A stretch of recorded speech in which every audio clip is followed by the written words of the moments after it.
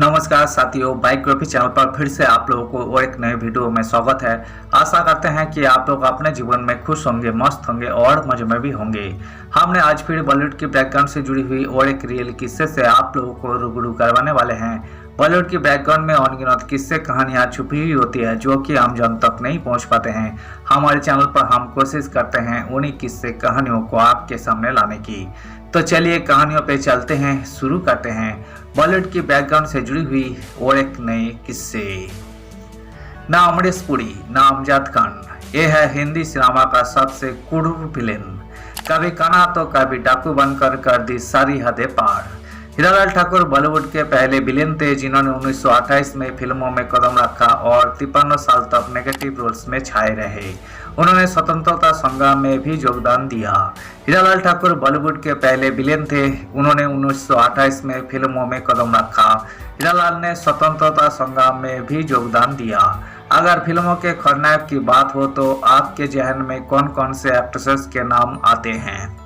यकीनन अमरीश पुरी, प्राण, अमजद खान, मदन पुरी से लेकर डैनी डेंजम्पा और फिर संजय दत्त, प्रकाश राज, वो नवाजुद्दीन सिद्दीकी के नाम आए होंगे।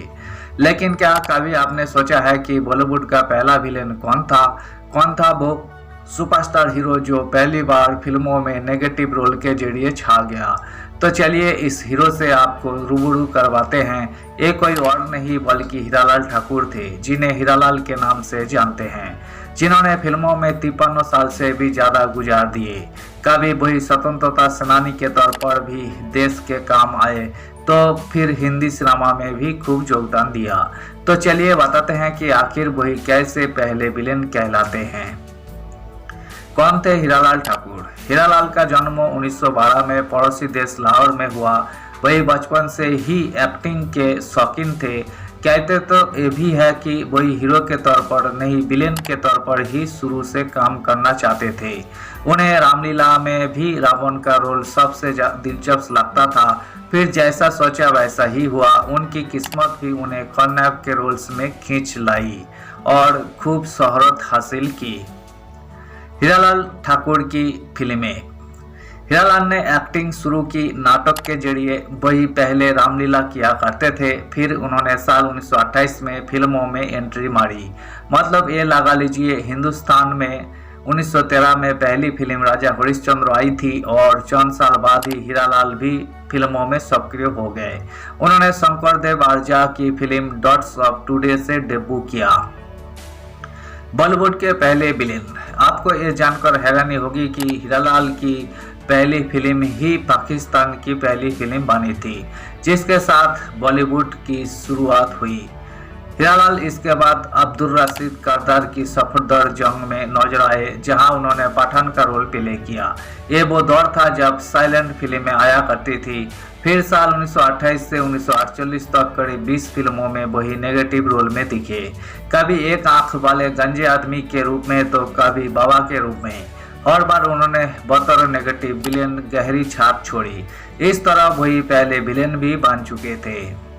इनसे बड़ा विलेन कोई नहीं। फिर हीरालाल कोलकाता चले आए और न्यू थिएटर से जुड़ गए। आगे चलकर मुंबई में उनकी पहली फिल्म बादल, जो कि 1951 थी, जिसमें वही सरदार के रूप में दिखे थे। फिल्मों में उनके अपोजिट मधुबाला थी, जहां वही लालच में आकर सबका नाश कर देता है। फिर आगे चलकर उन्होंने डाकू से लेकर हत्यारे की भूमिका निभाकर साबित कर दिया कि उनसे बेहतर कोई विलेन नहीं हो सकता। बेटे की मौत और उजड़ गया परिवार। हीरालाल की पर्सनल लाइफ की बात करें तो उन्होंने साल 1945 में दारा परानी संग शादी की। उनके 5 बेटे और 1 बेटी हुई। उनके पर सबसे बुरी ताप बीती जब 35 साल के जवान बेटे इंद्रो, बहू और पोते का एयर इंडिया फ्लाइट 1982 के ब्लास्ट में मौत हो गई। ये बेटे वही थे जिन्हें अपने नदिया के पार फिल्मों में चंदन के छोटे भाई ओमकार के रूप में देखा था।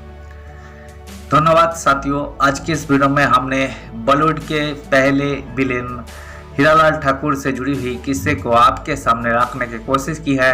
उम्मीद है दोस्तों वीडियो आपको जरूर पसंद आई होगी। वीडियो पसंद आए तो लाइक कर दीजिएगा। चैनल पर नए आए हैं तो प्लीज एक सब्सक्राइब कर दीजिएगा। मिलते हैं नेक्स्ट वीडियो में। धन्यवाद।